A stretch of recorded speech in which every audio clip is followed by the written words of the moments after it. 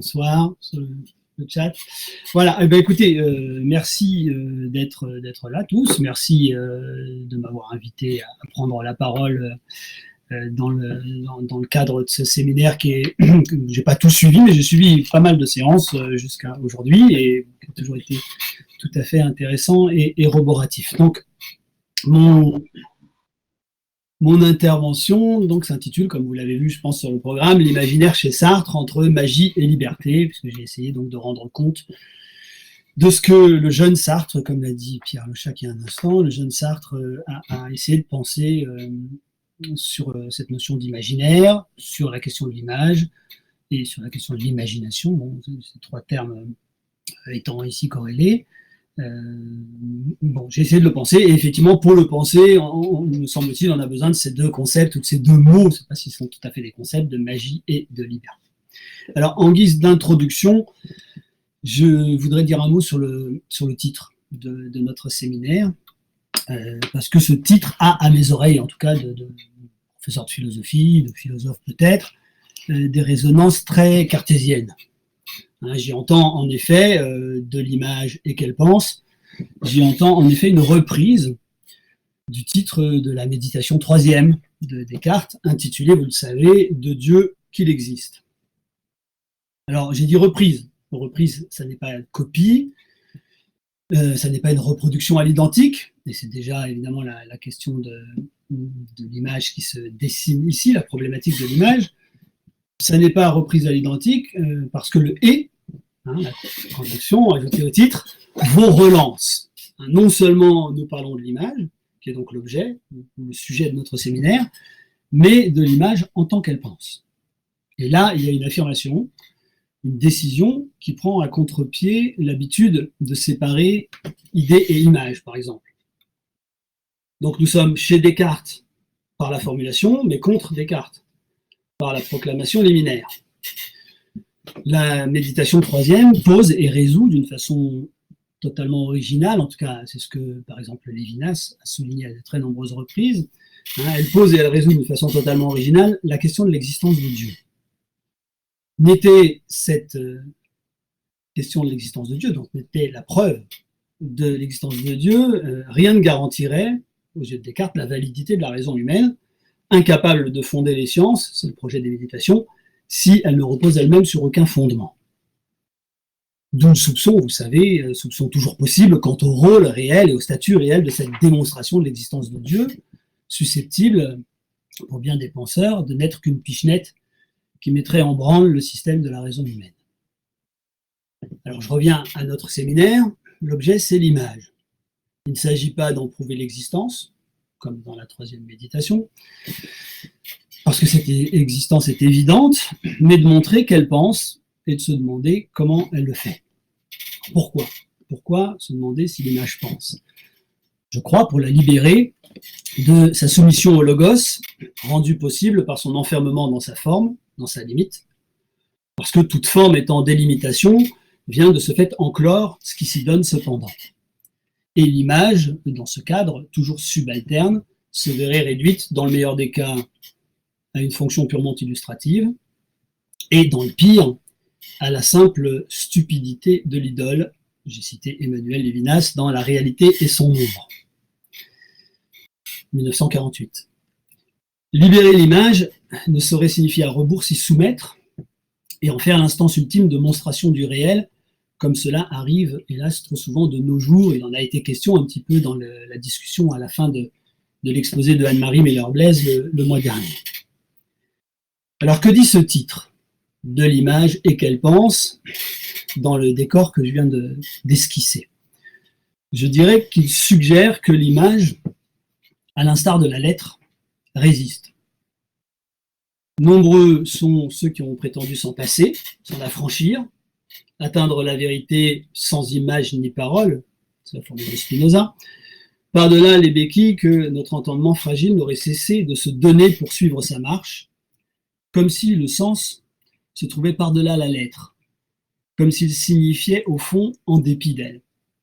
Or, je tiens pour ma part que la lettre seule permet, moyennant l'exercice de la lecture, quelque esprit. Nul doute qu'il faille déployer la lettre, l'étendre. Nul doute, autrement dit, quant au fait que l'au-delà de la lettre appartienne encore à sa littérature. J'entends littérature au sens actif du terme, un peu comme on parle de voilure pour exprimer la quantité de voiles déployées sur un voilier. Donc la littérature comme étant le déploiement de la lettre. Et ma question du coup est la suivante, en va-t-il de même pour l'image?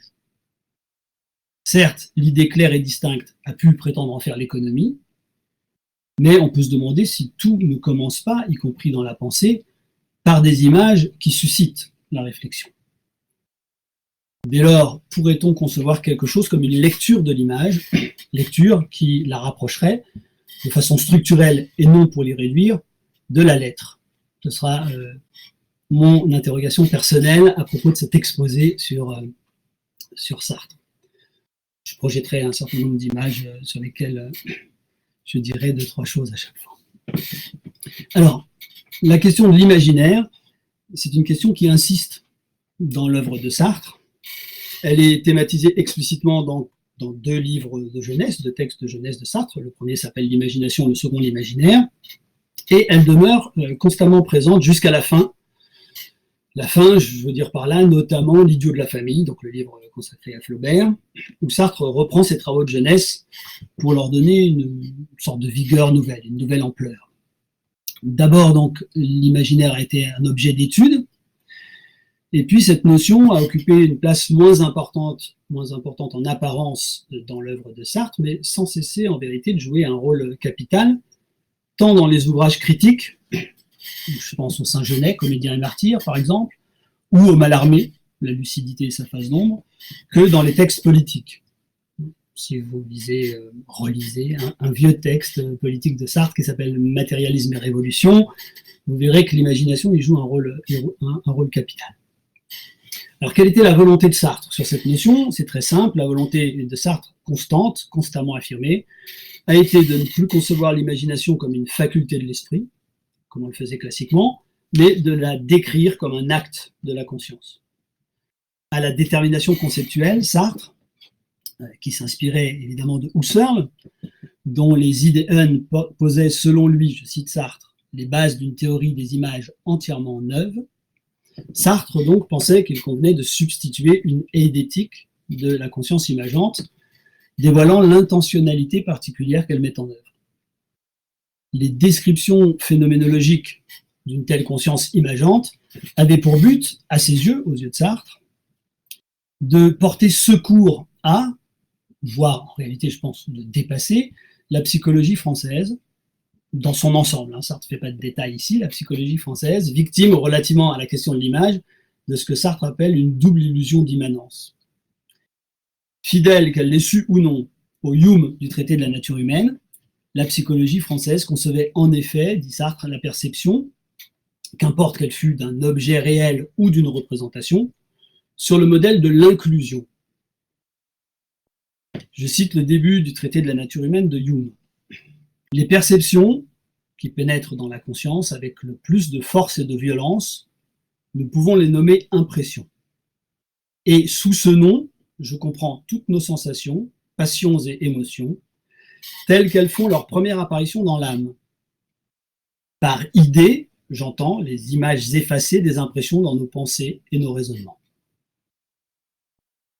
Autrement dit, la conscience contiendrait en elle ce qu'elle pense, comme ce qu'elle aperçoit, ce qu'elle perçoit. Idées et impressions en seraient d'une certaine façon les contenus. Et dans le cas de l'image, il y aurait comme un redoublement de cette inclusion, un peu comme les matrioshkas, les poupées gigognes. Et sur ce point-là, je vais citer Sartre tout de suite qui explicite la chose, sur ce point-là, la psychologie française rejoignait le sens commun que Sartre résume dans l'imaginaire de la façon suivante. Donc, le sens commun à propos de l'image. Nous pensions, sans même nous en rendre compte, que l'image était dans la conscience. Inclusion. Et que l'objet de l'image était dans l'image. Double inclusion. Nous nous figurions la conscience comme un lieu peuplé de petits simulacres, Alors, je signale que dans l'imagination, Sartre renvoie explicitement pour le simulacre, c'est un mot qu'il utilise beaucoup à l'époque, il renvoie explicitement à la théorie des simulacres d'Épicure. Donc, je reprends ma lecture. Nous nous figurions la conscience comme un lieu peuplé de petits simulacres, et ces simulacres étaient des images. Sans aucun doute, l'origine de cette illusion doit être cherchée dans notre habitude de penser dans l'espace et en termes d'espace. Donc, il importait pour Sartre de marquer clairement, pour échapper à ce qu'il appelle la métaphysique naïve de l'image, donc de marquer clairement la différence entre conscience perceptive et conscience imageante, entre observation et quasi-observation, j'expliquerai bien entendu ce terme, mais aussi, nous allons le voir, entre la texture des objets réels, c'est l'expression de Sartre, texture des objets réels, et celle des images. Entre la matière qui constitue les premiers, les objets réels, et ce que Sartre appelle l'analogone, qui est nécessaire à la formation des secondes, les images. La métaphysique naïve de l'image, je reprends l'expression sartrienne, l'aborde à partir de la perception et à partir de la chose que l'image est censée copier. Ce faisant, donc, elle identifie image et chose, et c'est la raison pour laquelle elle échoue à penser véritablement la première, l'image. À la suivre, en effet, on devrait réduire l'imagination à une modalité de la perception dans laquelle la médiation de l'image s'effacerait derrière le réel qu'elle reproduit. Réalité mimétique, inconsistante en tant que telle, l'image n'existerait donc que de renvoyer à autre chose, et elle appartiendrait, pour cette raison exactement, à la famille du signe. Ce que Sartre conteste énergiquement, alors, ce que Sartre conteste énergiquement, je vais essayer de le montrer. Ce qu'il dénonce, Sartre, ça n'est pas tant la confusion de deux choses, l'image et ce dont elle est l'image, ce qui, entre parenthèses, faisait l'objet, si j'ai bien compris, des controverses autour de l'iconoclasme, et plus largement des controverses théologiques internes au christianisme, dont on a entendu parler brillamment dans les 2 dernières séances. Donc, ce que Sartre dénonce, ça n'est pas tant la confusion de deux choses, l'image et ce dont elle est l'image, qui seraient distinctes par essence, mais plutôt la confusion de deux formes d'intentionnalité, la confusion de deux manières pour la conscience de viser son objet. Objet ici au sens de vis-à-vis, Gegenstand, et pas de chose, object. À vrai dire, aux yeux de Sartre, l'image et ce dont elle est l'image ne font qu'un.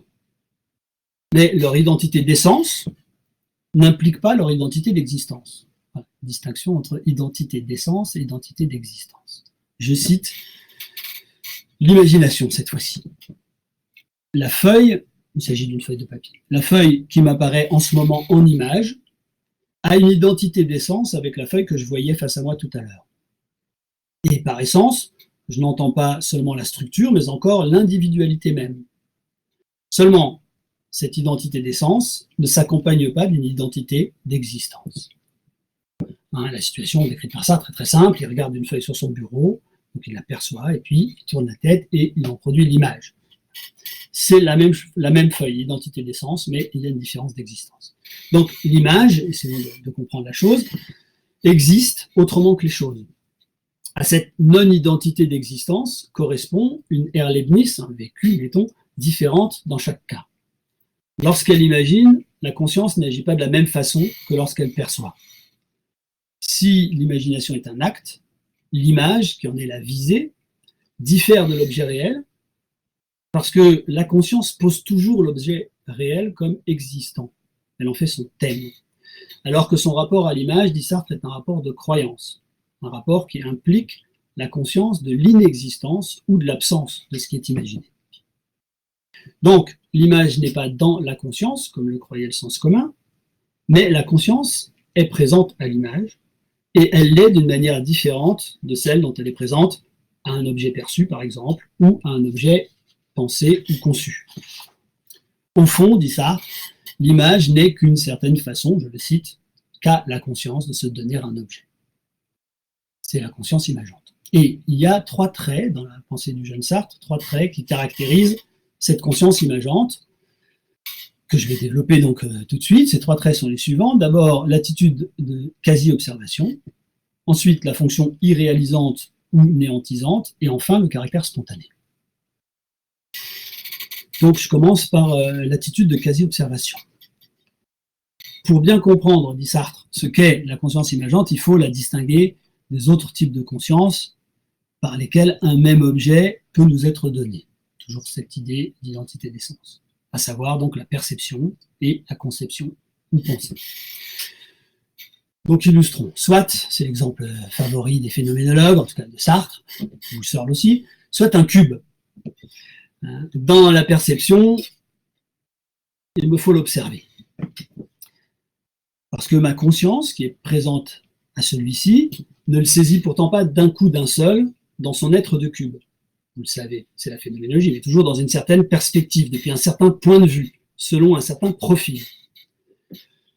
Alors je vais illustrer ce que je suis en train de dire rapidement, voilà,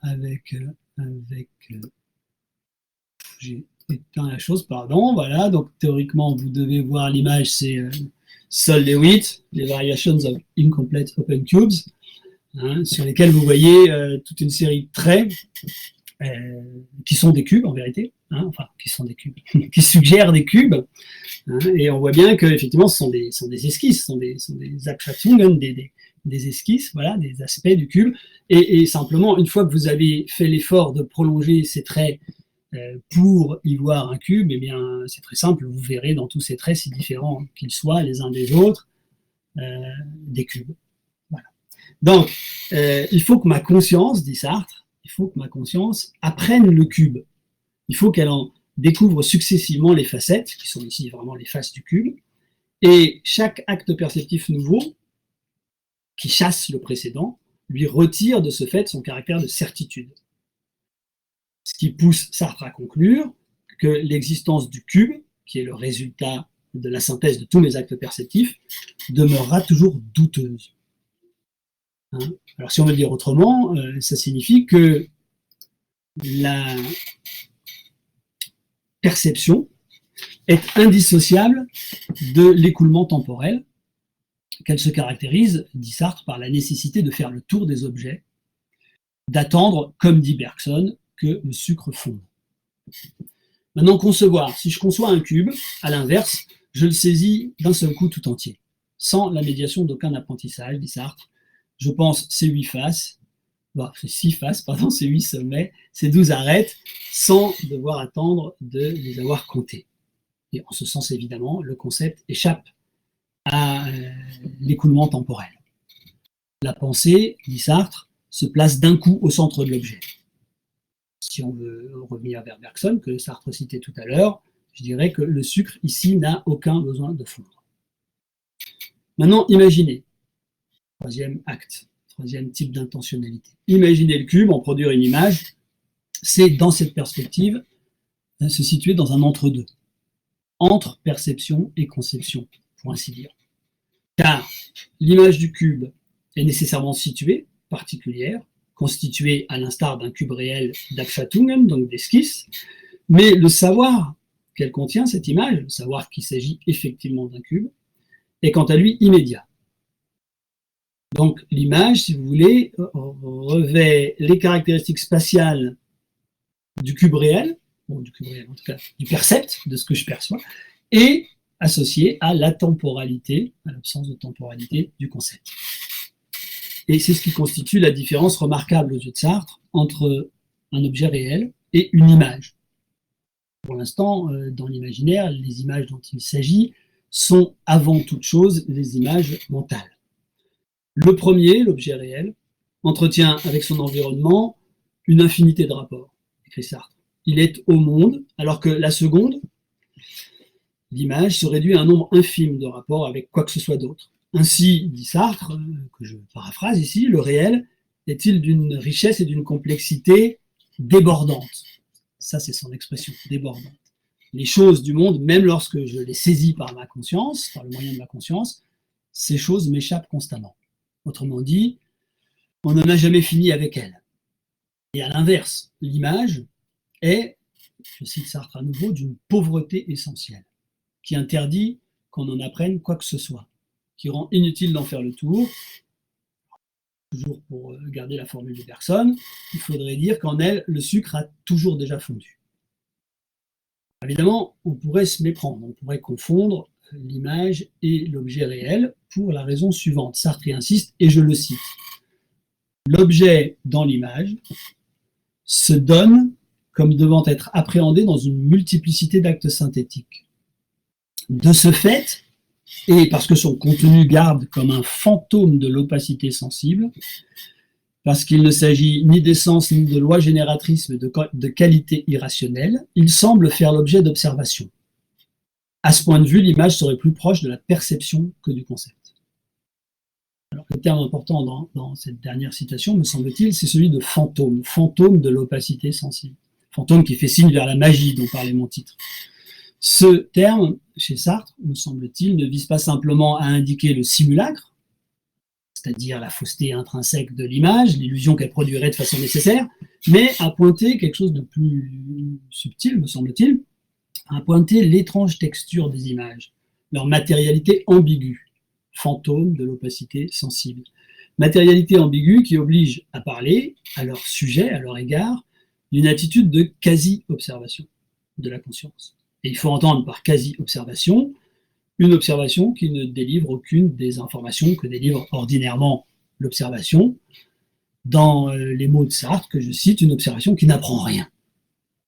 Bon, l'exemple ici que Sartre utilise fréquemment, qu'il reprend d'ailleurs à Alain, c'est celui de la représentation mentale que je peux produire de la façade du Panthéon.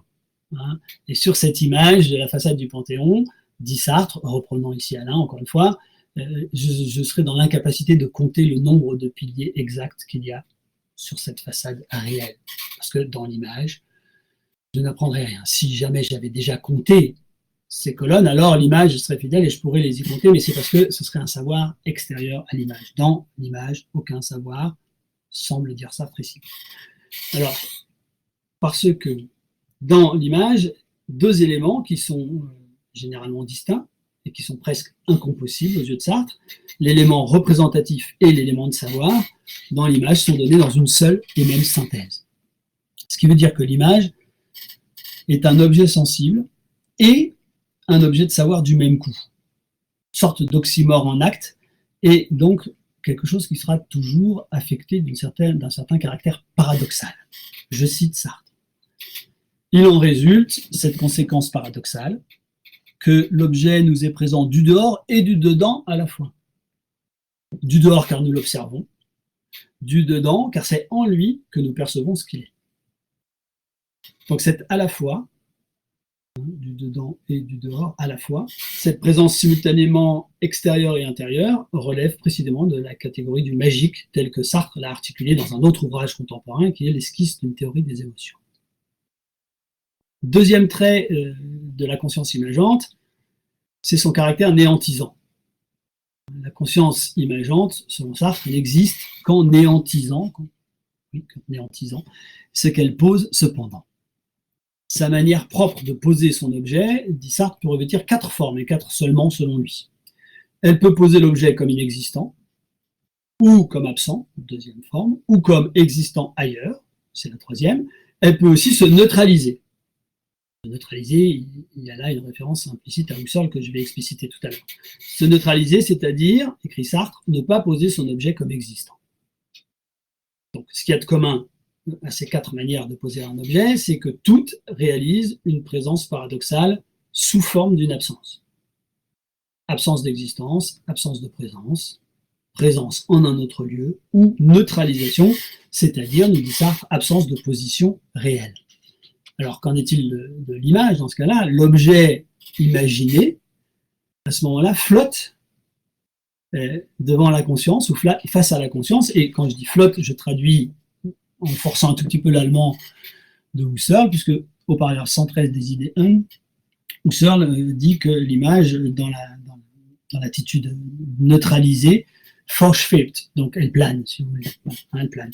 Donc l'objet dans l'image, lorsqu'il y a neutralisation, est vaguement suggéré et plane en quelque sorte face à la conscience. Quoi qu'il en soit, dans l'acte imageant, la conscience se donne toujours son objet comme n'étant pas, dit Sartre.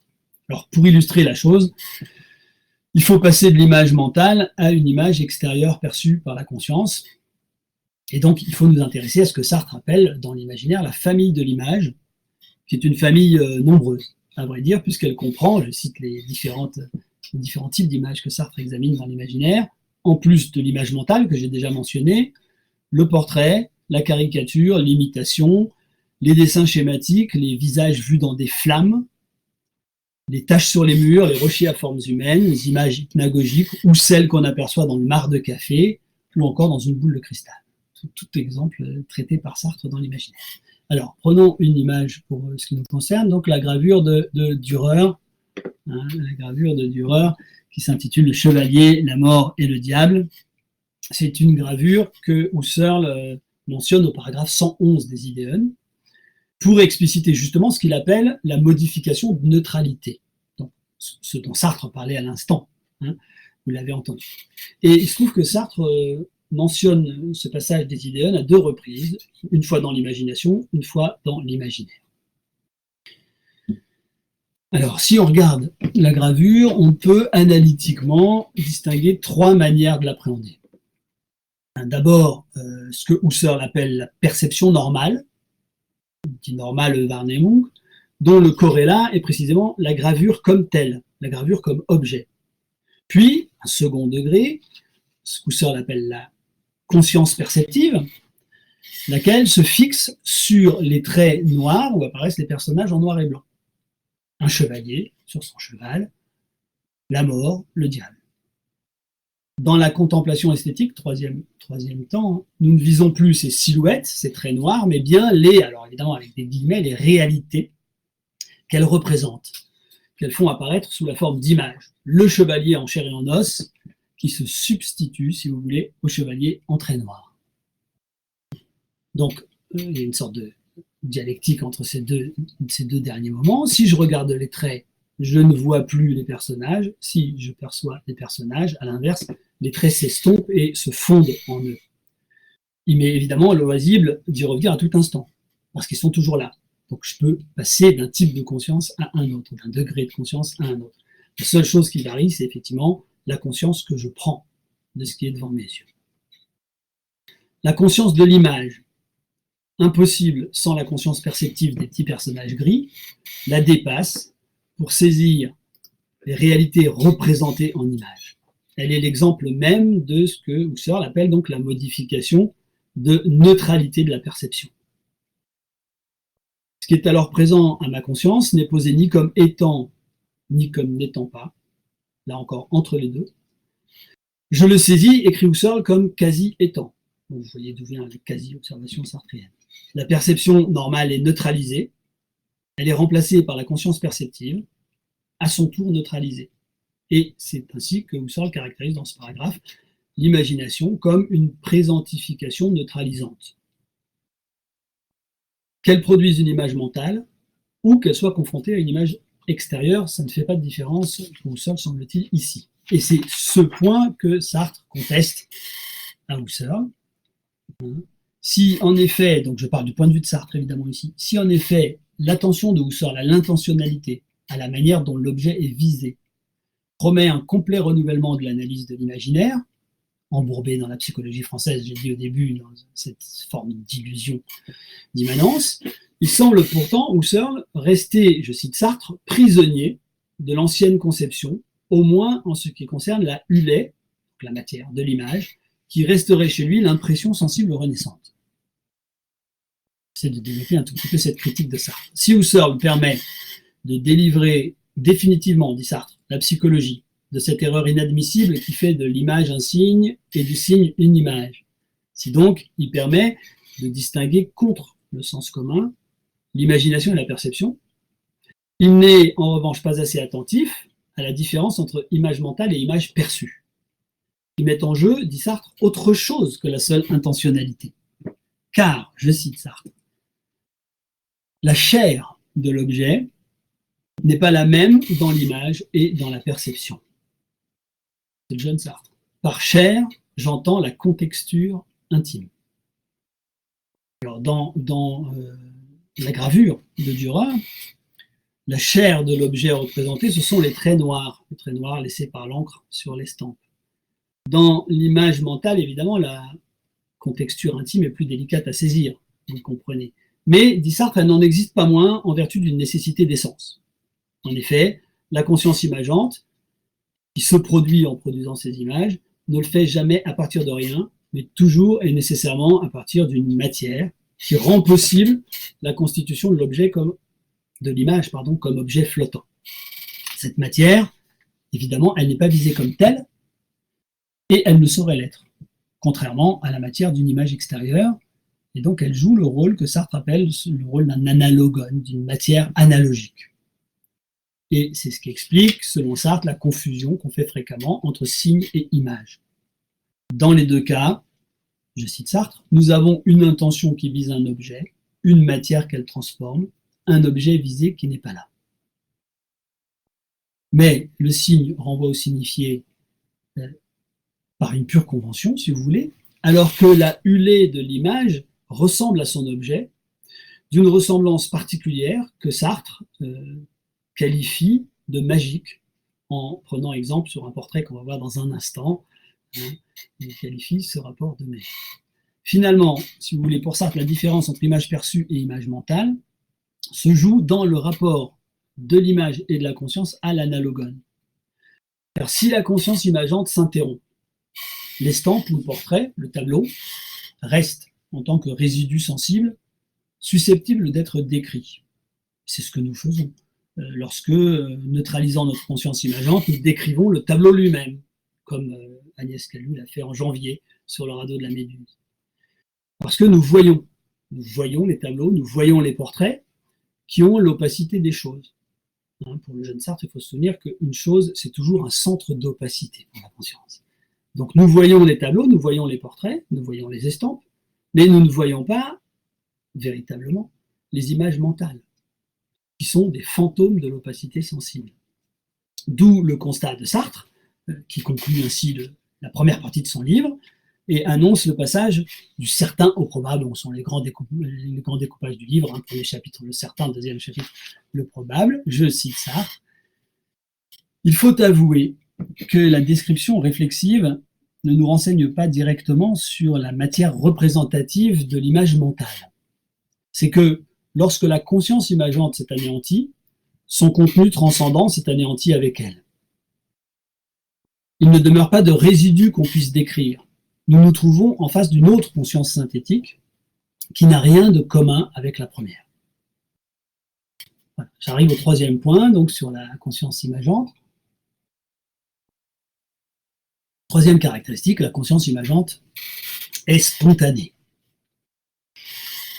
Ce qui veut dire qu'elle contient en elle, comme toute conscience pour Sartre, une conscience non thétique d'elle-même, une conscience transversale, dit Sartre, qui n'a pas d'objet propre, mais qu'on peut métaphoriquement décrire comme, et je cite Sartre ici, une lumière diffuse que la conscience dégage pour elle-même. Quelque chose, si vous voulez, c'est moi qui dis ce terme, c'est moi qui utilise ce terme, quelque chose comme une aura, qu'accompagne bien entendu, et là je cite à nouveau Sartre, une zone de pénombre où glissent rapidement des états presque insaisissables, savoirs imageants vides qui sont déjà presque des images. La conscience perceptive, elle, se sait passive, parce qu'elle fait face à des objets réels, posés comme présents, résistant à la conscience qui les saisit pourtant, même si elle les saisit seulement partiellement, et qui, je l'ai dit tout à l'heure, déborde toujours la conscience qu'on en prend. La conscience imageante, à l'inverse, qui baigne dans cette lumière diffuse dont je viens de parler, est spontanée, c'est-à-dire qu'elle soutient l'image à l'existence sur fond de néant, en lui conférant une présence flottante, un flot parmi les flots, écrit Sartre, ou planante, pour reprendre l'expression husserlienne, croisée plus haut. Alors, soit troisième image, portrait de Charles Witt, que Sartre dit avoir vu, dans l'imaginaire, dit avoir vu au musée des Offices, à Florence. Bon, il ne se trouve plus, en l'occurrence, si mes renseignements sont exacts, il ne se trouve absolument plus, ce tableau. Il aurait été, je vais vérifier, j'ai cherché cela très vite, il aurait été racheté par la France en 1940, donc en vérité très peu de temps après que Sartre l'ait vu là-bas. Ce portrait représente, dit Sartre tout simplement, un monarque défunt. Mais ce sont les expressions de Sartre que je vais citer tout de suite, mais les lèvres sinueuses et charnelles, le front étroit, buté, provoque une impression présente chez celui qui le contemple. La conscience est certes confrontée à un objet matériel, mais cet objet matériel ne se réduit absolument pas à sa matérialité. Il est aussi un analogone de ce mort qui nous est, par son intermédiaire, présent. Disparu, dit Sartre, et pourtant présent. Voilà. C'est ainsi que se donne Charles VIII dans son portrait. Cependant, nous ne voyons Charles VIII qu'à ne plus voir le tableau comme tel, qui s'absente pour que le monarque se présentifie. Mais notre conscience, imageante, qui le rend présent, ne le pose pourtant pas comme étant là. Il est là sans y être, à nouveau flottant. Je cite Sartre. On le voit, le rapport que la conscience pose dans l'attitude imageante entre le portrait et l'original est proprement magique. Charles VIII est à la fois là-bas, dans le passé, et ici. Ici, à l'état de vie ralenti, là-bas comme absolu. Ici et là en même temps, donc. Là, absolument, tel qu'en lui-même l'éternité le change, pour paraphraser Mallarmé. Ici, et je cite Sartre, ici, avec une foule de déterminations en moins, écrit Sartre. Le relief, la mobilité, quelquefois la couleur, etc. L'original s'incarne dans le tableau, il y descend, ce sont les expressions sartriennes que j'utilise, dès lors que la conscience adopte l'attitude imageante. Il y a quelque chose comme une véritable kénose qui se réalise par la rencontre de la conscience et du matériau analogique. Le tableau, écrit Sartre un peu plus loin, est visité de temps à autre par un irréel qui s'y rend présent. Et pourtant, cet irréel, l'original, Charles VIII, le personnage, cet irréel et le tableau ne se confondent pas. Ils ne se confondent pas. Impossible, par exemple, d'éclairer le visage de Charles VIII, d'en changer l'éclairage, si vous voulez, même en projetant une lumière, une source lumineuse sur lui, même en noyant le tableau de lumière, on ne changera rien à la luminosité qui s'y exprime. Je cite à nouveau Sartre. Pareillement, si le tableau brûle, ce n'est point Charles VIII en image qui brûle, mais simplement l'objet matériel qui sert d'analogone pour la manifestation de l'objet imagé. Ainsi, l'objet irréel apparaît d'un seul coup comme hors d'atteinte par rapport à la réalité. Nous voyons donc que la conscience, pour produire l'objet en image Charles VIII, doit pouvoir nier la réalité du tableau et qu'elle ne saurait nier cette réalité qu'en prenant du recul par rapport à la réalité saisie dans sa totalité. Poser une image, c'est toujours Sartre qui parle, poser une image, c'est constituer un objet en marge de la totalité du réel. C'est donc tenir le réel à distance, s'en affranchir. En un mot, le nier. Donc, la négation du réel, sa néantisation, est synchrone de l'apparition de l'image. Ou mieux, cette apparition est la dite négation s'effectuant. La conscience imageante, conclut Sartre, est une spontanéité envoûtée. Alors, vous l'avez entendu, les trois traits que je viens de décrire rapidement le montrent à l'envi. L'imagination se déploie dans l'élément de ce que j'appelle le magique. C'est explicite dans le livre de Sartre, qui écrit la chose suivante: l'acte d'imagination est un acte magique. C'est une incantation destinée à faire apparaître l'objet auquel on pense, la chose qu'on désire, de façon qu'on puisse en prendre possession. Alors, magique au sens où elle accomplit l'association, ou mieux l'hybridation, le mélange des contraires. Elle rend compossible ce qui de soi s'exclut. Elle produit d'impossibles synthèses et d'impensables alliages. Elle transmute par exemple le percept en concept avant de revenir au percept. Apparition, spectre et fantôme se déploient dès lors devant la conscience, captive de son propre enchantement, envoûtée précisément. Mais bon, pour ceux qui connaissent Sartre, c'est évident, à bien y regarder, cette magie ressemble à s'y méprendre à l'activité même de la conscience, telle que la décrira l'ontologie phénoménologique de l'être néant très peu de temps après. Emprisonnant le réel dans les raies de l'irréel, l'imagination fait écho à la décompression d'être qu'opère constamment le pour soi étant le mode d'être de la conscience dans l'être elle-même. Pour soi, qui a lui aussi quelque chose de magique, en croire Sartre. Le parallèle entre ce que Sartre dit de l'imagination dans l'imaginaire et ce qu'il dira du pour soi ou de la conscience dans l'être et le néant est absolument frappant pour qui a en tête ces descriptions. De même, si vous voulez, pour le dire très vite, de même que le pour soi, la conscience, dissout en quelque sorte l'être massif de l'en-soi, qui est le mode d'être des choses, de même la conscience imageante irréalise le monde. Je cite Sartre à nouveau. Pour qu'une conscience puisse imaginer, il faut qu'elle échappe au monde par sa nature même. Il faut qu'elle puisse tirer d'elle-même une position de recul par rapport au monde. En un mot, il faut qu'elle soit libre. Voilà le deuxième terme, entre magie et liberté. Ou encore, un tout petit peu plus loin, l'imagination n'est pas un pouvoir empirique et surajouté de la conscience, c'est la conscience tout entière en tant qu'elle réalise sa liberté. Toute situation concrète et réelle de la conscience dans le monde est grosse d'imaginaire en tant qu'elle se présente toujours comme un dépassement du réel. Et ici, vous avez évidemment une affirmation très très forte du lien entre imagination et liberté. Et pourtant, dans l'imaginaire, Sartre fait de l'image l'envers de la liberté. C'est son expression, c'est l'envers de la liberté. Le monde imaginaire, si vous voulez, à ce moment-là, pour lui en tout cas, n'est pas tant celui de l'invention et de la découverte que celui de la fatalité. Ce n'est pas qu'il étouffe la liberté, à la façon de l'être plein et massif, qu'il ne laisse aucune place à quoi que ce soit d'autre. C'est donc pas en tant que trop plein d'être que les images inversent la liberté, mais en tant qu'en elle, celle-ci est immédiatement neutralisée. Elle est étouffée par l'être, la liberté, mais elle est neutralisée par l'image ou l'imaginaire.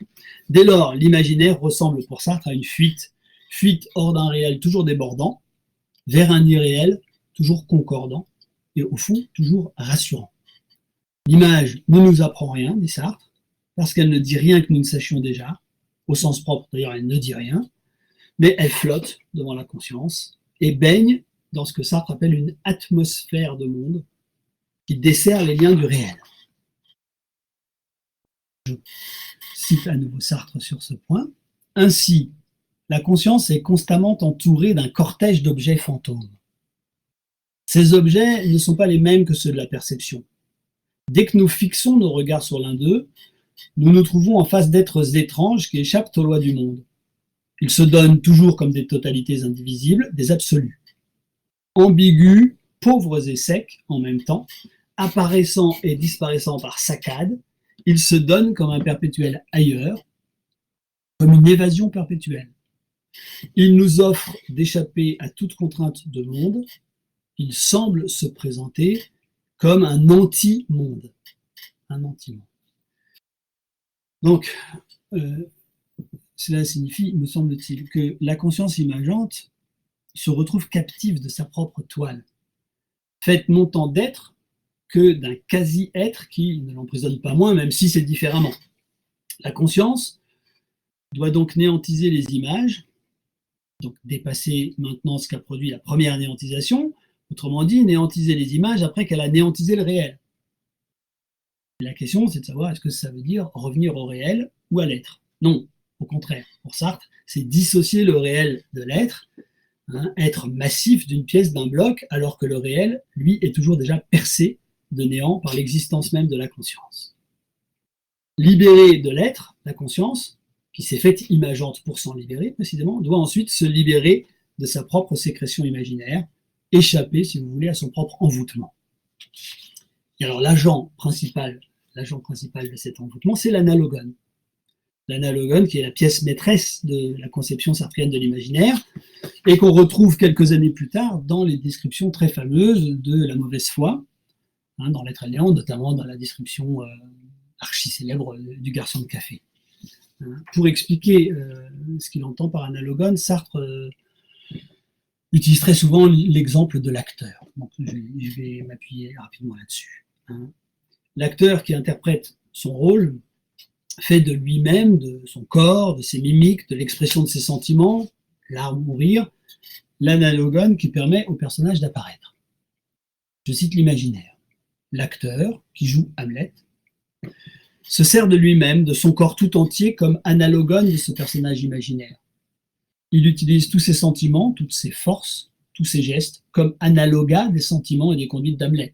Et peu importe qu'il pleure réellement dans l'emportement du rôle, ces pleurs, il les saisit lui-même et le public avec lui comme des pleurs d'Hamlet, c'est-à-dire comme des analogas de pleurs irréels. Donc, dans la langue de Sartre, cela signifie que l'acteur s'y réalise pour donner à voir Hamlet, pour le rendre présent, pour le présentifier. Et de la même façon, exactement de la même façon, le garçon de café, dans L'être et le néant, joue à être garçon de café, afin de réaliser par son jeu cet être.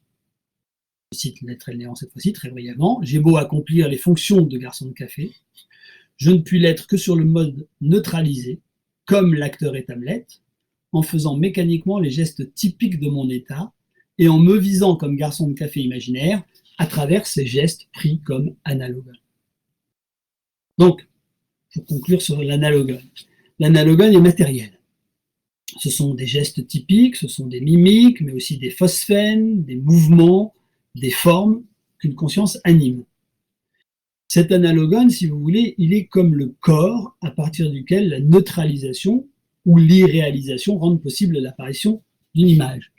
Mais un corps, évidemment, non thématisé comme tel, et qu'on pourrait appeler, en s'inspirant de Sartre, Sartre ne le fait pas, c'est moi, qu'on pourrait appeler un quasi-corps.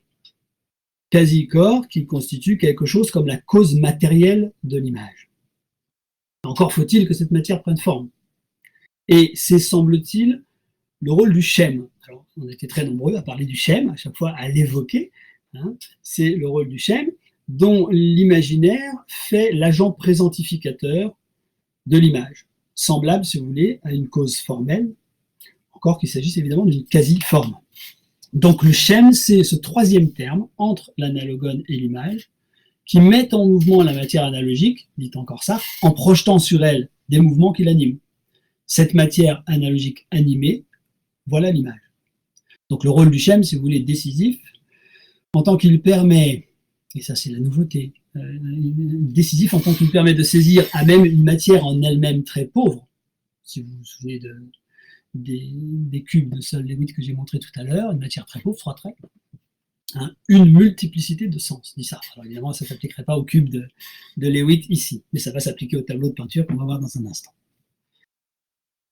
Alors, l'œuvre d'art, évidemment, c'est la question de l'image aussi, et cette question, elle est abordée par Sartre à la toute fin de l'imaginaire. Il semble d'ailleurs que c'était une commande, c'est-à-dire qu'il a rendu son manuscrit et on lui a demandé d'ajouter quelque chose sur l'œuvre d'art. Mais évidemment, l'œuvre d'art appartient à la famille de l'image, hein, et on sait que Sartre a décrit dans l'imaginaire, il a décrit des tableaux, il a décrit des portraits, il a décrit Dürer que nous avons vu tout à l'heure, mais jusque-là, il l'a fait simplement pour illustrer sa pensée. Pour illustrer sa pensée. Et évidemment, l'œuvre d'art, dans un certain sens, n'échappe pas à la règle. Comme tout ce qui relève de la conscience imageante, l'œuvre d'art est un irréel. Et elle apparaît sur fond d'un analogone matériel au prix d'une conversion radicale de la conscience, conversion donc à l'attitude imageante.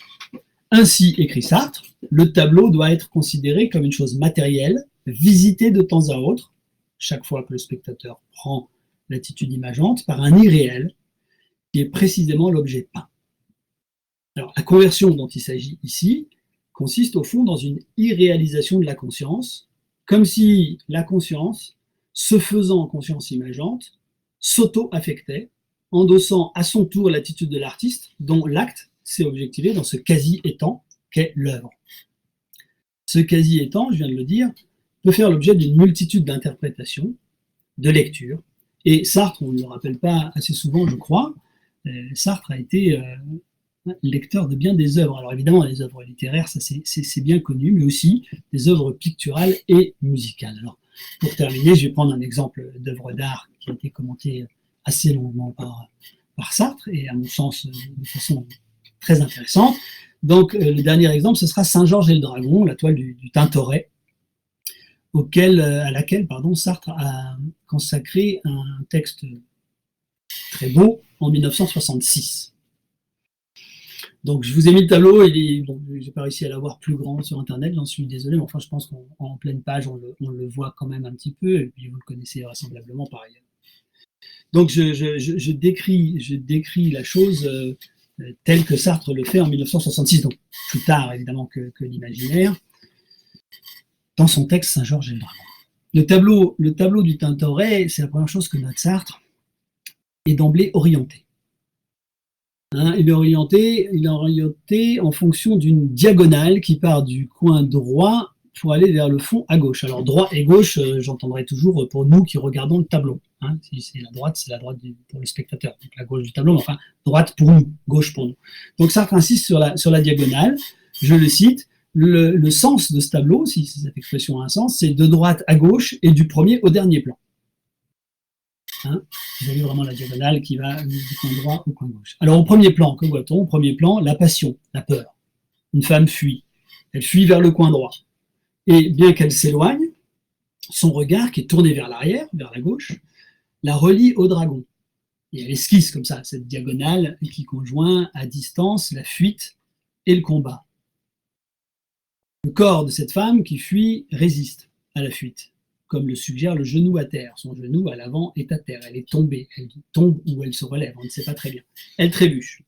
Et le monstre n'était l'intervention surnaturelle du saint, Saint-Georges, donc symbole de l'action victorieuse, aux antipodes du pathos de la peur, aux antipodes de l'émotion. Le monstre, donc, n'était cette intervention surnaturelle, n'aurait qu'un bond à faire pour la rejoindre et la tuer. D'ailleurs, son sort naturel, si je puis dire, c'est-à-dire en l'absence de l'intervention du saint, son sort naturel est figuré de façon tout à fait explicite par le corps sans vie qui gît au deuxième plan. Alors, je ne sais pas si, oui, avec ma souris, voilà, vous voyez, qui gît au deuxième plan. Donc, Sartre continue. À gauche, au troisième plan, donc, hein, le premier plan, c'est la femme, deuxième plan, c'est la mort, donc troisième plan pour Sartre. À gauche, là-bas, au troisième plan, la gueule du dragon est transpercée par la lance du saint chevalier. Et d'une certaine façon, puisque c'est une toile, puisque c'est un tableau, puisque c'est une image, tout semble d'abord, au premier regard, simultané. La fugitive court encore, alors qu'en vérité, nous le savons, nous qui regardons, le danger est écarté.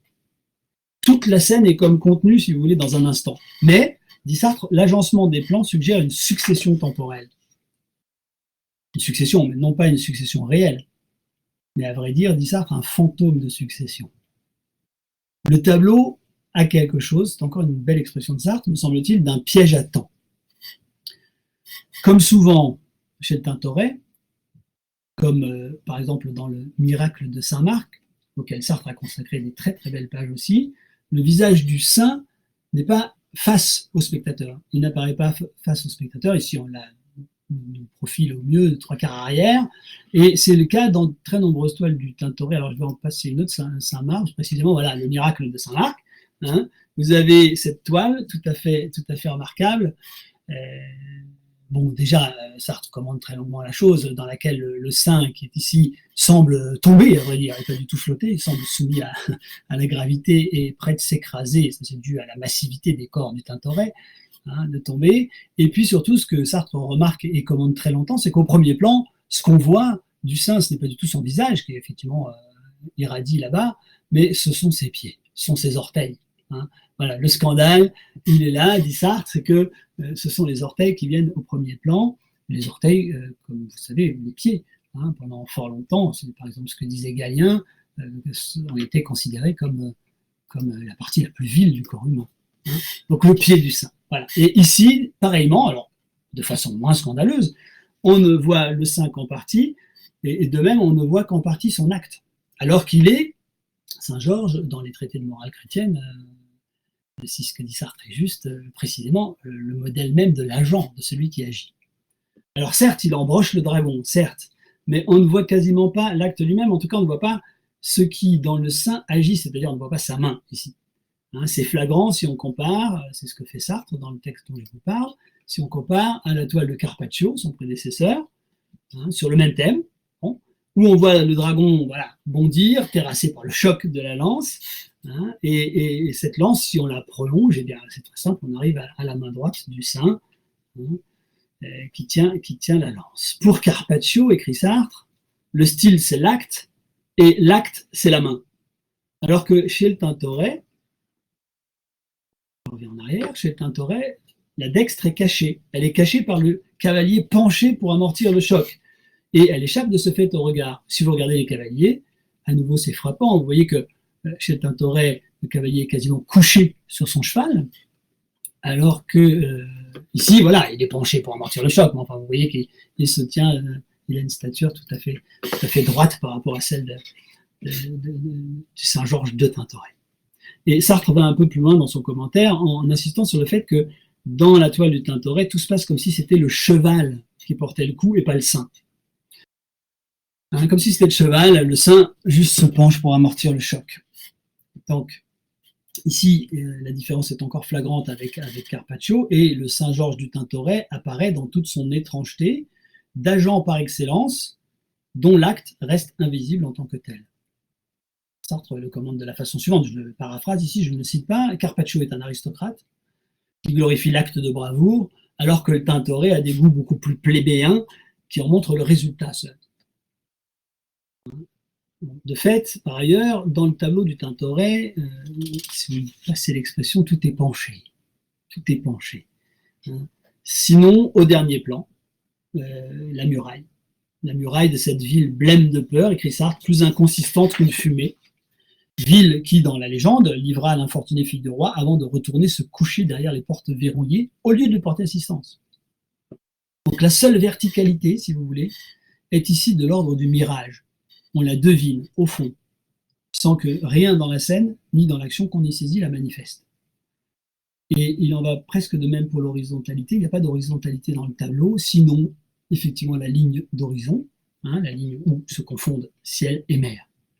Comme dans tous les tableaux du Tintoret, selon Sartre, on assiste, à même la toile, à ce que Sartre appelle une décompression de la matière en luminosité. Et cette décompression, elle exprime le surnaturel. Dans toutes les toiles du Tintoret, selon Sartre, en tout cas dans la plupart des toiles du Tintoret, la tension est constante entre la surcompression de l'être qui se marque dans l'aspect dense des personnages, qui sont des sortes de statues importées, si on peut dire, dans la toile, donc surcompression de l'être, et décompression de la lumière, son aura, sa luminosité labile et diffuse. Alors ce sont, si vous voulez, pour Sartre, les coordonnées et la densité de l'espace qui sont mises ici en question, au profit d'un espace courbe et vaporeux. Au fond du tableau, l'impossible station de boue, les murailles, pour le reste, ce que Sartre appelle un espace cintré. Je le cite une dernière fois ou une avant-dernière fois. L'espace sans axe ni tuteur s'affaisse sur lui-même en rond.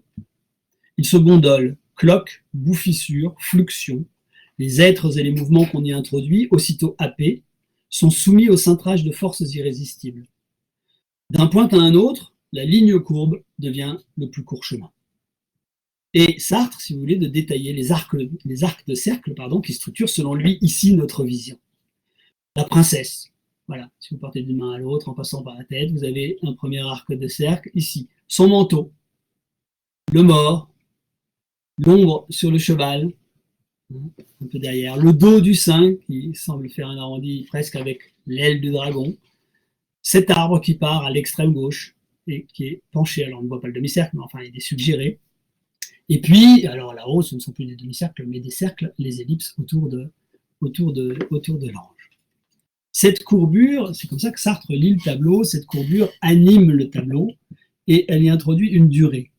Plié, cintré, c'est ici susciter un fantôme de temporalité dans la toile pour la faire ressentir, cette temporalité, au spectateur. Alors, pour finir, qu'est-ce que je tire de cette lecture sartrienne du tableau du Tintoret? Faut-il dire que l'image pense? C'est le titre de notre séminaire. Faut-il dire qu'elle pense? Ou alors qu'elle donne à penser?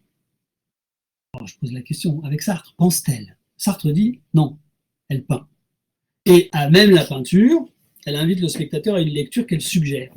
La toile, autrement dit, est un fantôme d'histoire qui entraîne le spectateur.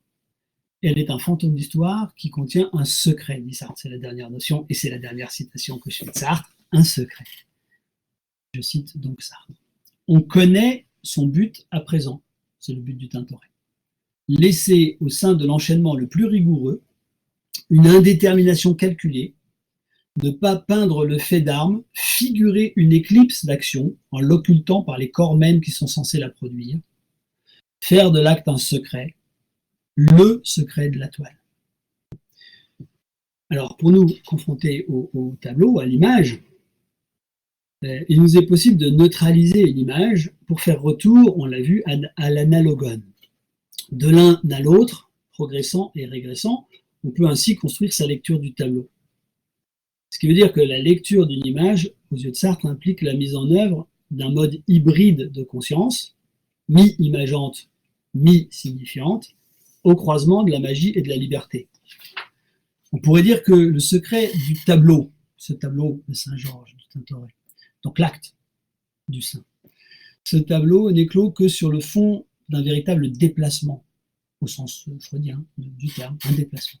Et la lecture de l'image, de ce fait, a en commun avec la lecture d'un texte le forçage rendu nécessaire par un tel déplacement. Forçage qui vise, si vous voulez, à manifester ce que l'image contient, et en même temps, par sa plasticité propre, par son motif continu, ce qu'elle dissimule au cœur même de sa forme. Voilà, je vous remercie. Je vais m'arrêter là.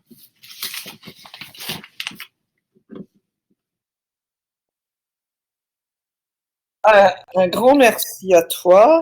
J'essaye d'apparaître parce que, bon, je ne vais pas apparaître longtemps. Je ne vais pas apparaître longtemps, mais j'apparais quand même.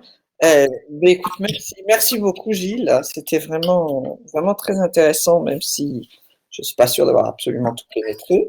C'est normal. Donc, en attendant, je vais simplement laisser la parole. Peut-être surtout, je ne sais pas si Agnès et Florian, qui sont non seulement co-organisateurs, mais qui sont très impliqués dans ce que tu as dit à des titres différents, peut-être d'une part pour la peinture et d'autre part pour la phénoménologie. Est-ce qu'ils ont... Je serais très content qu'ils interviennent. Voilà, je les encourage très fort à intervenir. Quand vous intervenez, donc vous mettez votre micro et puis éventuellement même tout à fait, vous apparaissez. C'est encore mieux. Alors voilà, je vois Florian qui peut-être essaye d'apparaître. Je vais être audible. En tout cas, non, mais moi, je suis toujours intimidé quand il faut parler d'image vraiment en lien avec l'histoire de l'art, parce que donc je vais laisser Agnès passer d'abord et voir ensuite si je peux. Vous pouvez essayer d'apparaître. Je sais pas. Je ferai mon analyse en tout cas, mais je ne sais pas si j'apparais. Si, apparaissez. Voilà, Agnès apparaît. Agnès apparaît. Tu veux dire un mot d'abord, Florian? Moi, j'ai juste des petites observations à faire. Florian, tu veux dire un mot d'abord? Non, justement, moi je disais que c'était des questions, dès qu'on était dans le domaine de l'image, vraiment techniquement comme ça, j'étais assez intimidé. Donc, je préférais te laisser la primeur. Moi, je ne sais pas. Merci beaucoup en tout cas pour votre exposé que j'ai trouvé vraiment très, très, très, très intéressant. Pardon, je vais lire les petites notes que j'ai prises à la file. Et en plus, il y a certaines choses qui m'intéressaient. Et bien sûr, vous y avez déjà parfaitement répondu. Peut-être le premier point, c'était la question donc de l'image qui n'est pas une chose, qui n'est pas une copie de chose, qui n'est pas une moindre chose, qui est un acte. Et peut-être j'aurais bien aimé que vous reveniez sur cette acception d'acte que vous avez beaucoup utilisée pendant votre exposé, dans la mesure où que ce soit Starobinski ou bien Picon, ils disent même que l'œuvre d'art est un acte, fondamentalement.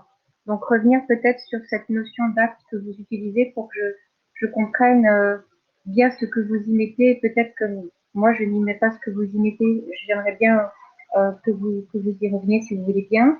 J'avais noté également, oui, peut-être la dédicace de Barbe dans la chambre claire au Sartre de l'imaginaire, ce qui nous permettrait peut-être de faire un pas de côté du côté de la photographie, si vous vouliez bien. Qu'est-ce que j'avais noté après? Ah oui, la question de l'imaginaire et son pouvoir de ruine et d'échappement, mais ça par la question de la néantisation, vous l'avez très bien noté. Après, peut-être la question de l'aura, ça c'est quelque chose qui m'intéresse beaucoup dans ce que vous avez dit. Georges Poulet, il parle souvent de l'aura comme présence flottante, je le cite.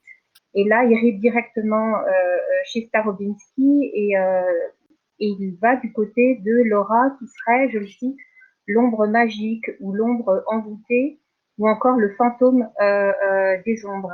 Et cette question du fantôme des ombres, c'est intéressant parce que fantôme des ombres, fantôme des œuvres aussi, je me souviens que Berthollet en parlait lorsqu'il parle du surnaturel des œuvres. Et là, vous avez utilisé aussi la notion de surnaturel. Et enfin, peut-être un dernier point où j'ai souvenir, je crois que c'est dans une lettre de 66, que Sartre dit « Je dis toujours image mentale, mais ne devrais-je pas plutôt parler de causa mentale ?» Est-ce que vous pourriez peut-être répondre sur ce point? Merci beaucoup. Alors, donc ça fait 5 points si j'ai bien noté. Non, bon, j'y répondrai dans la mesure de mes possibilités, brièvement. Donc, sur la notion d'acte. Alors, c'est intéressant parce qu'effectivement, si j'ai bien entendu, dans les auteurs que vous citez, précisément, qualifient l'œuvre d'acte. Oui. Hein, alors, effectivement, là, dans l'imaginaire chez Sartre, la notion d'acte, elle ne s'applique pas tant à l'œuvre qu'à l'attitude de conscience, hein, ou même elle ne s'applique pas tant à l'image, en vérité, qui n'est pas un acte, mais à l'imagination, c'est-à-dire à ce que Sartre appelle la conscience imageante, et c'est ça qu'il qualifie d'acte, c'est-à-dire cette forme d'intentionnalité particulière qui fait que je verrai l'image dans ce substrat analogique matériel d'une matière. Encore une fois, quand c'est une image extérieure d'une matière que je peux décrire, quand c'est une image mentale d'une matière qui est plus délicate à décrire, évidemment, parce qu'on ne l'a pas sous les yeux, pour ainsi dire. Donc, chez Sartre, l'acte, c'est cet acte par lequel la conscience se donne un objet en image, et d'une certaine façon, l'image, elle est le corrélatif noématique dans la langue phénoménologique, mais enfin, elle est le corrélatif de cet acte. Donc l'acte, c'est la conscience imageante, et l'image, c'est le résultat, oui, d'une certaine façon, c'est le résultat de cet acte. Alors si on applique maintenant à l'œuvre d'art, donc ce que j'ai essayé de faire à la fin, en prenant d'autres textes de Sartre où il parle un peu plus de l'œuvre d'art, ce serait la chose suivante, c'est-à-dire il y aurait un acte. Bon, là, sans respecter la terminologie sartrienne, mais ça n'a pas grande importance ici. Il y aurait un acte de l'artiste, mettons du peintre, bon, puisque j'ai parlé du Tintoret. Il y aurait un acte du peintre. Il y aurait un acte du spectateur, pour autant qu'il entame une lecture de l'image. Et puis l'œuvre elle-même, elle serait donc, disons c'est difficile à dire exactement, mais elle serait le lieu dans lequel cet acte en même temps se fige et en même temps peut être saisi. Voilà. Oui. Hein, donc elle serait le support, disons, voilà, l'image serait davantage le support de l'acte ici que l'acte, donc l'œuvre d'art aussi. Hein, ça sur la question de l'acte. Sur la question de la photographie, alors, j'aurais peur de dire des bêtises et des choses effectivement, je vois bien la chambre claire, Barthes et la référence. Bon, chez Sartre, il y a des textes dans lesquels il parle un peu de la photographie, mais j'avoue qu'ils ne sont pas suffisamment présents à mon esprit là, sur place, pour en dire quelque chose. Mais enfin, on retrouverait, je pense, on retrouverait la question de l'analogone, puisque voilà, on est donc sur un objet matériel pour le coup sur la feuille, sur le papier photographique révélé. bon, ce qui aurait d'intéressant, évidemment, ce serait, parce qu'on pourrait, parce que ça rejoint, excusez-moi, c'est un peu du coq à l'âne, mais ça rejoint un peu la question de l'aura aussi, puisque, par exemple, chez Benjamin, il y a toute une relation sur la photographie et sur, aussi sur l'aura et sur le reste sur le reste de la valeur cultuelle de l'œuvre d'art, et dont la dernière trace dans la photo serait le portrait, précisément. Hein. Donc, bon, certainement, il y aurait quelque chose, mais j'avoue que sur la photo, j'aurais peur de dire des bêtises. Donc, je vais passer cette question-là, si vous me le permettez, à moins qu'on en rediscute ensuite. Sur l'échappement à la réalité, bon, là, c'est effectivement, c'est la chose presque la plus simple à dire à propos de Sartre, du moins. C'est-à-dire qu'effectivement, l'imagination, même en son sens courant, étant aussi cette possibilité de décrocher de l'être chez Sartre pour envisager autre chose, en se projetant sur autre chose, effectivement, l'imagination est du coup ici l'acte par lequel nous pouvons échapper au réel, si on réduit le réel à l'être, échapper au réel, envisager autre chose, et donc commencer à transformer le monde. C'est donc là le lien entre l'imagination et la liberté. C'est constant chez Sartre, hein, y compris dans l'usage politique. Dans Matérialisme et la Révolution, précisément, j'ai fait allusion tout à l'heure au tout début, Sartre dit, voilà, l'imagination, c'est effectivement cette faculté, alors, cet acte, il faudrait dire, pas cette faculté, mais c'est cet acte par lequel je peux concevoir autre chose que ce qui est, et donc je peux remettre évidemment en question ce qui est. Bon, sachant que ça peut être aussi, comme Sartre le souligne dans l'imaginaire, ça peut être aussi la fuite dans un monde fatal, c'est-à-dire un monde dans lequel les choses finalement ne sont soumises à aucun hasard, sont totalement prédéterminées, comme c'est le cas dans les rêveries morbides ou ce genre de choses que Sartre décrit assez bien dans l'imaginaire. Sur l'échappement. Sur l'aura, ce que vous avez dit est très intéressant, puisque présence flottante, ombre magique, bon, c'est très proche finalement d'un certain vocabulaire que Sartre utilise ici. Alors, c'est un vocabulaire, évidemment, c'est un vocabulaire auquel il recourt assez régulièrement finalement, mais qui n'est pas toujours thématisé de façon strictement rigoureuse. Mais c'est très intéressant cette idée, parce que, bon, aura, c'est moi qui l'ai ajouté à Sartre, mais il parle quand même de cette lumière diffuse que l'inconscience se donne à elle-même, une lumière diffuse qui est bordée par une zone de pénombre. Donc on y est là, hein, sur l'ombre magique, l'ombre qui vient toujours border la lumière, cette lumière de l'aura, puisque ce serait donc une conscience en tant qu'elle ne s'est pas encore vraiment donné un objet, pourtant elle est en position de le faire, disons quelque chose comme ça. Et donc sur le lien de tout cela avec le surnaturel, alors chez Sartre lui-même, comme vous vous en doutez, le surnaturel ne joue pas un rôle fondamental évidemment, mais il en parle là à propos du Tintoret, effectivement, parce qu'il insiste assez régulièrement sur cette idée qu'effectivement il y a une sorte on pourrait dire philosophiquement, il y a une sorte de dialectique et de contradiction qui est très souvent à l'œuvre dans l'étoile du Tintoret, entre voilà, cette densité extrême des corps, hein, qui sont vraiment des statues dans beaucoup de toiles de Tintoret, donc cette densité extrême des corps, et puis l'espèce de décompression totale de la lumière. Et selon Sartre, cette contradiction-là, elle est la manière dont le Tintoret fixe sur la toile le surnaturel. C'est pas la manière glorieuse, comme c'est chez Carpaccio, ou comme c'est chez bien d'autres en vérité, ce n'est pas la manière glorieuse, mais ce sera le surnaturel, sans qu'il s'agisse évidemment de la part du Tintoret d'une volonté de se démarquer de la religion qu'il reconnaît par ailleurs, c'est pas ça. Mais chez Tintoret, le surnaturel se marque par cette espèce de contradiction dans la matière elle-même, puisque la lumière, d'une certaine façon, c'est aussi la matière, mais cette espèce de contradiction interne au monde, hein, et qui serait figurée sur la toile.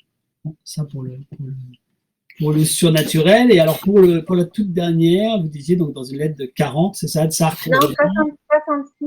Ah, 66, pardon, la même année que il faudrait pas dire plutôt causa mentale. Causa mentale, la chose mentale. Ouais. Ben, Bon, parce que là, je pense, bon, sous réserve de lire cette lettre, je pense que l'hésitation est la suivante, c'est que si on dit effectivement, en tout cas dans l'usage courant, si on dit image, c'est la chose, on semble parler, effectivement, parce que c'est le réflexe immédiat, on semble parler de quelque chose d'une existence moindre, disons, d'un degré d'être moindre. Voilà. Or lorsque j'adopte une conscience imageante, l'image est face à moi, si je puis dire, face à ma conscience, et elle est non pas de la même façon qu'une chose, mais elle est, disons, avec autant de présence qu'une chose, précisément. Même s'il s'agit d'une quasi-observation, même si son corps est un quasi-corps, même si sa forme est une quasi-forme, hein, bon, tout ça pour exprimer la différence entre les choses et l'image, il n'en reste pas moins. Donc ce serait peut-être ça l'hésitation. C'est-à-dire si je dis image, on va tout de suite entendre quelque chose qui n'a pas la dignité ontologique, disons, d'une chose. Si je dis chose mentale, ben voilà, il s'agit de... Hein. Et puis peut-être, deuxième trait pour... Enfin, j'essaierai de trouver la lettre et de la lire. La deuxième chose... Ouais, je veux bien. La deuxième chose, ce serait... j'ai perdu mon idée. La deuxième chose, ce serait donc chose mentale, cosa mentale. Ah. Oui, ce serait la question de l'analogone, c'est ça, oui, pardon. Ce serait la question de l'analogone. C'est-à-dire que finalement, dans l'image extérieure, dans l'image que je perçois, je peux faire l'expérience du passage de la conscience imageante à une conscience perceptive simple qui verrait l'analogone lui-même. Alors qu'effectivement, dans l'image mentale, il l'a un peu déjà dit dans l'imaginaire, même si ce n'est pas aussi tranché que ça, dans l'image mentale, finalement, il pose par nécessité d'essence qu'il doit y avoir un analogone, ce sont des phosphènes, ce sont des choses comme ça, bon. Il le pose, mais en vérité, il n'y a pas d'expérience possible de cet analogone dans l'image mentale. Donc du coup, peut-être en 66, prenant acte de cette distinction qu'il a déjà posée en vérité dans l'imaginaire, même s'il n'a pas développé à ce moment-là, peut-être à ce moment-là se dit-il, oui, peut-être faudrait-il user d'un autre mot pour l'image mentale, parce que finalement, c'est pas une image au sens où elle ne repose pas, en tout cas pas de façon expérimentalement vivable, prouvable sur un analogone. Je poserai ça.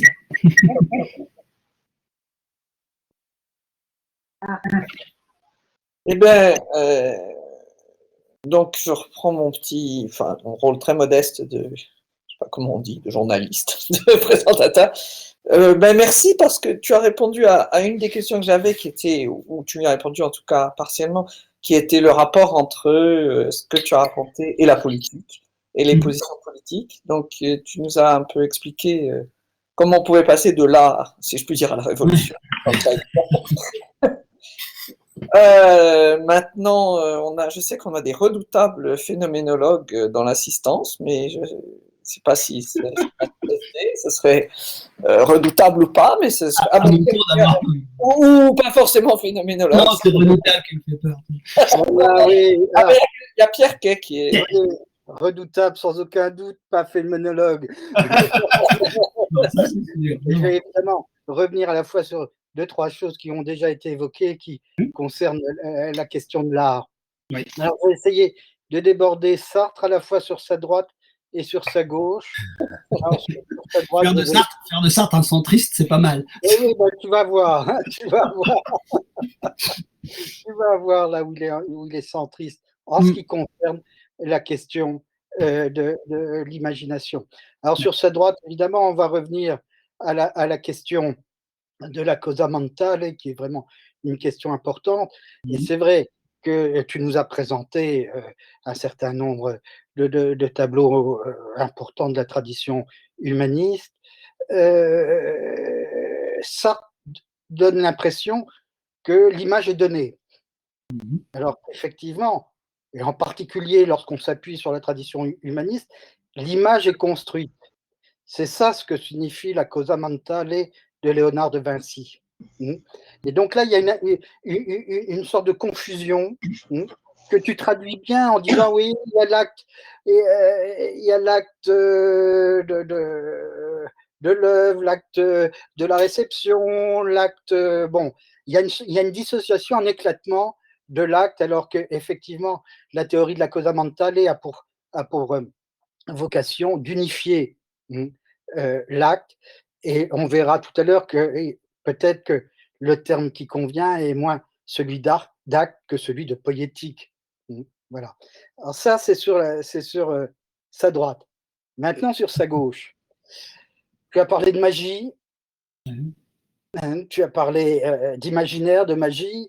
Bon, il y a un nom qui s'impose, c'est breton, c'est le surréalisme, totalement absent. Parce que la question, c'est plus celle de l'acte de la conscience, c'est celle de l'acte de l'inconscient. Ou la question de la liberté que tu as évoquée est repris évidemment à nouveau frais et de façon bon. Alors que qu'on le prenne sur la droite ou qu'on le prenne sur la gauche, qu'est-ce qui ressort de cela? C'est que la question de la force productive, de la vis poetica, de l'art est passée sous silence. Et dans ces conditions, effectivement, on comprend pourquoi l'art n'a aucune. Je vois mal dans ces conditions comment penser une force révolutionnaire de l'art. La révolution, elle reste politique. Voilà. C'est sûr. C'est ça que... Chez Sartre, à la limite, bon, il y a quand même la difficulté ici, c'est le rapport de Sartre, effectivement, à l'art, en tout cas à l'art qu'est la peinture, effectivement.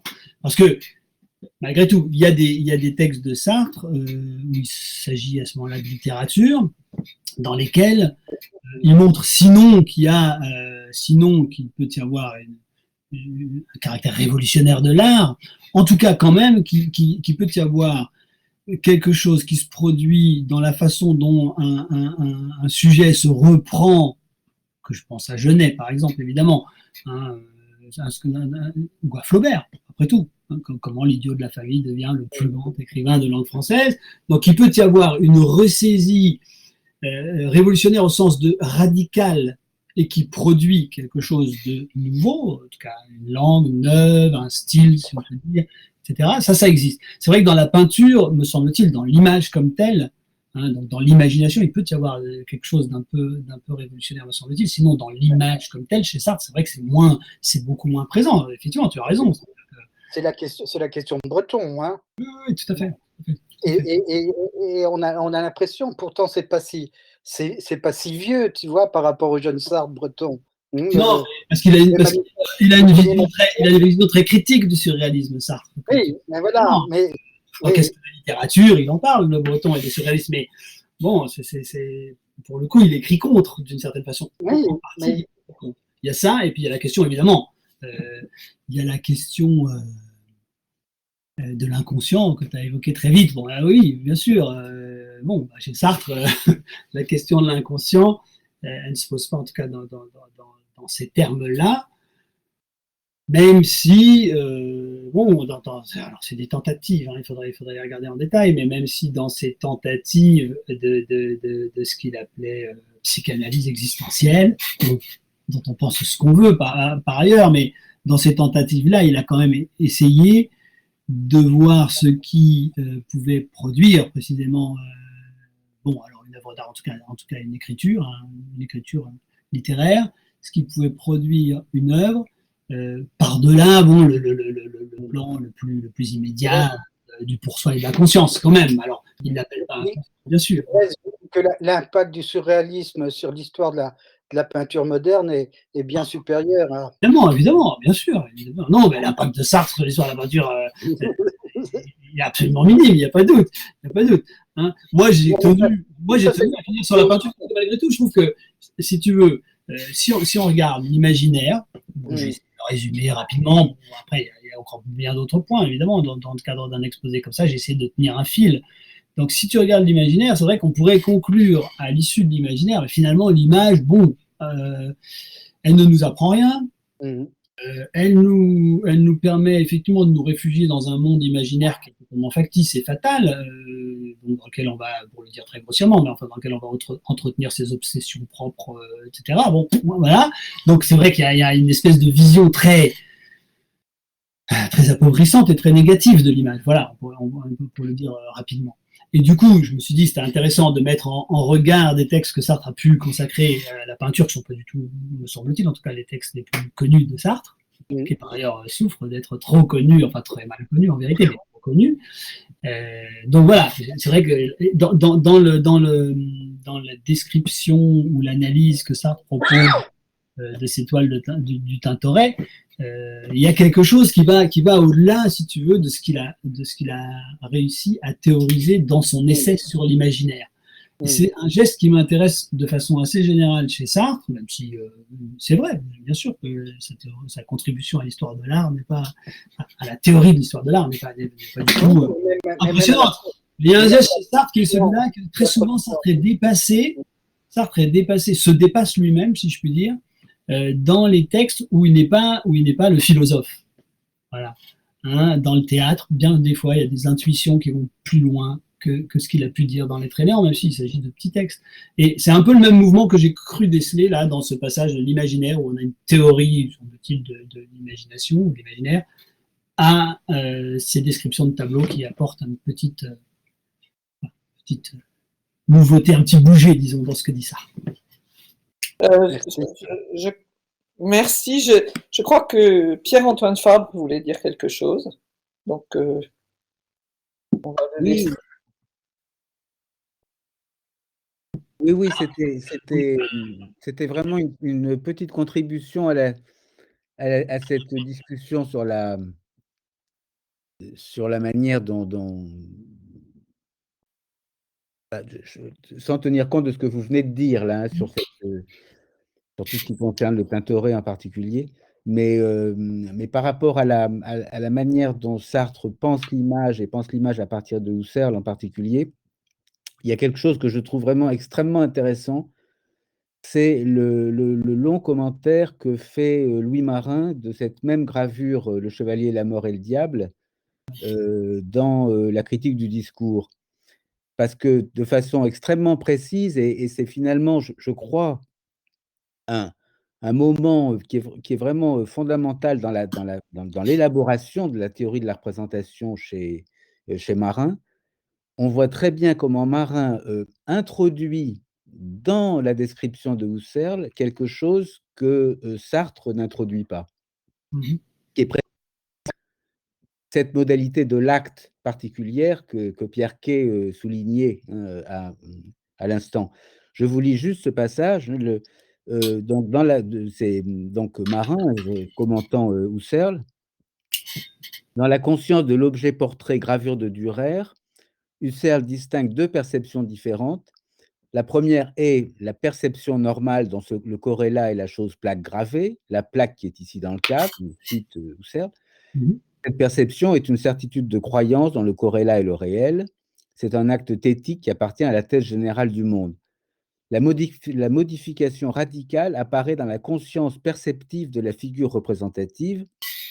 Ce n'est pas la chose gravée que nous voyons esthétiquement, ce sont les figurines incolores qui nous apparaissent en traits noirs, mais nous les traversons vers la réalité qu'elles figurent en portrait, qu'elles dépeignent.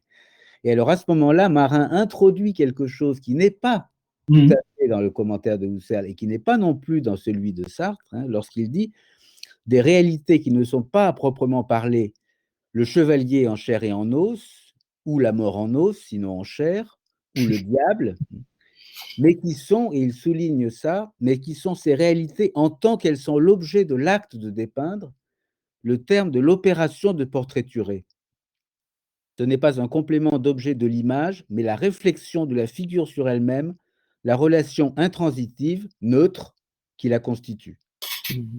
Et là, il me semble que Marin introduit là quelque chose qui va le conduire vers une théorie de la représentation qui va progressivement s'éloigner de la phénoménologie, mais qu'il découvre dans le détail intime de la réécriture du commentaire de Husserl sur Dürer. C'est un moment très passionnant, oui, c'est passionnant. C'est ce un moment très important où, et qui n'est pas un moment sartrien, effectivement. non, tout à fait, absolument, oui, on entend dans ce que vous dites. Mais alors, effectivement, c'est un moment, moi, c'est ce que j'appelle un moment de lecture véritable. C'est-à-dire, c'est le moment où, lisant un texte de Husserl, on le suit très scrupuleusement et on y trouve, alors c'est aussi ça la force productive, si je puis dire, on y trouve quelque chose qu'on peut sortir de ce détail, bien que, effectivement, ni Husserl, ni Sartre, lecteur de Husserl ici, ne l'ait dit ou ne l'ait vu. Hein, mais c'est vraiment... Je m'excuse d'intervenir, mais où serait l'analogone, alors, sartrien, dans cette histoire? Ce ne serait pas ce dont parle Pierre-Antoine Fabre. L'analogone dans la gravure de Dürer.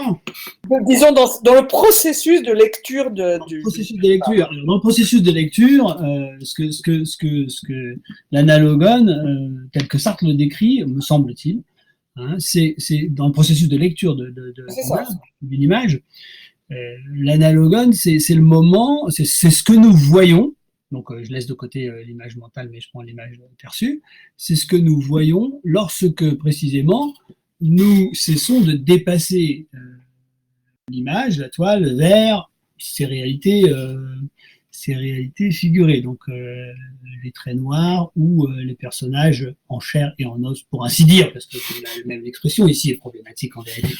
Mais ce serait ça. Et donc, dans la lecture de l'image, l'analogone, ce serait comme si tu veux, cette sorte de régression. Je fais allusion ici par régression au sens d'un jugement moral, mais régression au sens où Sartre, dans l'idée de la famille, parle d'une méthode progressive régressive. Donc cette régression vers le support matériel à travers lequel j'ai vu l'image, étant entendu que, précisément, Sartre construit sa lecture par un va-et-vient incessant entre cette image que je vois dans la toile ou dans l'image, et puis ce qui matériellement m'a permis d'y voir cette image, quelque chose comme ça. Donc c'est comme l'analogone, il est comme la doublure, si tu veux, de l'image, doublure à laquelle je peux toujours revenir. Mais c'est pas la même doublure que pointait Pierre-Antoine Fabre lui disparaître, mais c'est pas la même doublure que pointe Louis Marin. Non, je pense pas. C'est autre chose. Je pense pas que c'est la même. Mais alors peut-être ça vaudrait la peine d'essayer d'éclaircir ça, peut-être si. Enfin, c'est pas très clair pour moi en tout cas. Mais... Non, je comprends, ça va très clair. De toute façon, sur l'analogone, Sartre écrit, enfin, use du mot très souvent. Il écrit un certain nombre de choses, et c'était un peu la difficulté, si tu veux, que j'ai eue quand j'en suis arrivé à la question de l'analogone, c'est qu'en fait, quand il veut le décrire vraiment, Sartre, il se réfère toujours au jeu d'acteur. En fait, c'est toujours ça son exemple, le jeu d'acteur. Il utilise par ailleurs l'analogone, il dit voilà, les traits noirs dans la gravure de Husserl, c'est l'analogone, la peinture sur la toile du Tintoret, c'est l'analogone. Sinon, il est vrai qu'il se réfère toujours à cette manière donc d'effectuer les gestes typiques pour faire voir à travers ces gestes qu'on cherche à faire voir précisément. Donc, c'est ça l'analogone chez lui. Alors, après, ça se complique d'autant plus que, je l'ai suggéré, mais il y a 2 mots de Sartre là-dessus, donc très difficile de savoir ce qu'il entend au juste. Hein, ça se complique du fait que, en fait, l'analogone ne suffit pas à la production de l'image, l'analogone ne suffit pas à la conscience pour produire, pour voir l'image à travers lui. Il y faut de plus ce que Sartre appelle le schème. Voilà, c'est ça qui est compliqué. Là, il y a 2 mots, vraiment dessus. Dans l'imaginaire, il utilise le mot schème. Évidemment, avec les résonances kantiennes qu'on peut y entendre. Bon, Pierre-Antoine Fabre en avait parlé lors de son exposé. Mais bon, il n'en dit quasiment rien, sinon que le schème, c'est un peu le 3e homme, quoi. C'est-à-dire c'est le schème est ce qui permet de donner à l'analogone la forme d'une image. Comment ? Bon, là, il n'y a pas à ma connaissance, enfin pas à ma connaissance, dans l'imaginaire c'est certain, peut-être d'autres textes, mais je ne crois pas. Il n'y a pas de texte dans lesquels Sartre explicite quelque chose. Ce qui reste assez mystérieux en vérité, c'est-à-dire que c'est un peu mystérieux. c'est toujours, moi si là, c'est moi personnellement, c'est ma thèse sur la chose, c'est que Sartre, dans ces textes dont j'ai parlé ce soir, Sartre comment dire, habite une terminologie phénoménologique avec laquelle il va travailler longtemps, hein, mais enfin, comme toujours, c'est Sartre. C'est-à-dire, Sartre, c'est pas dans son rapport aux autres philosophes, Sartre n'est pas un technicien. Je veux dire, il fait feu de tout bois, il attrape ce qui l'intéresse pour penser ce qu'il cherche à penser.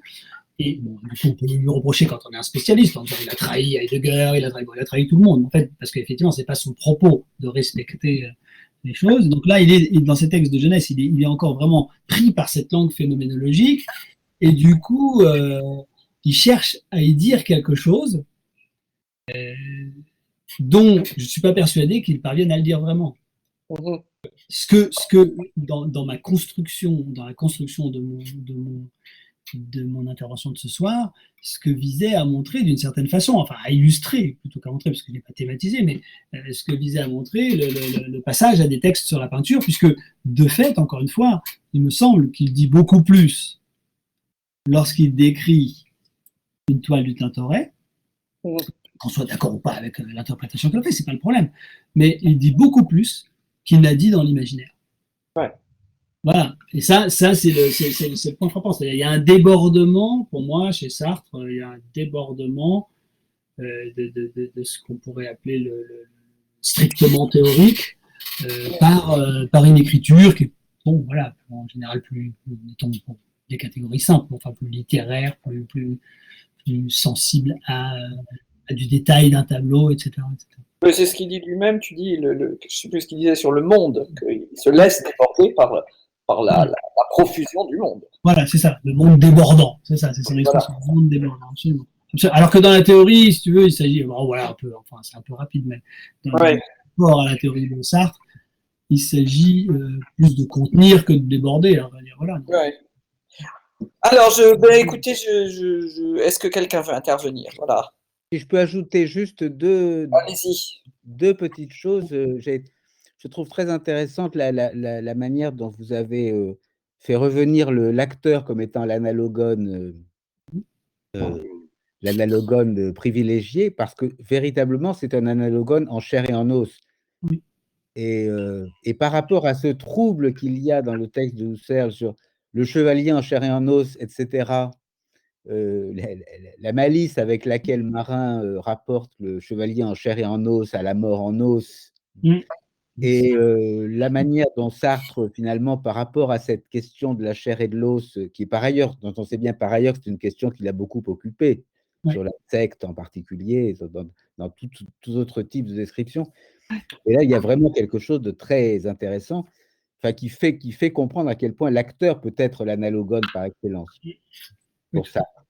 Tout à fait. Ça rejoint la question qui est un peu étonnante finalement sous la plume, disons, du jeune Sartre. C'est la question sur laquelle il insiste beaucoup dans l'imaginaire de la chair. Enfin, c'est pareil, il insiste sans en dire grand-chose, hein, mais enfin, la chair. C'est pas une notion qu'on retrouve beaucoup. Enfin, on la retrouvera plus tard, c'est ça. Mais bon.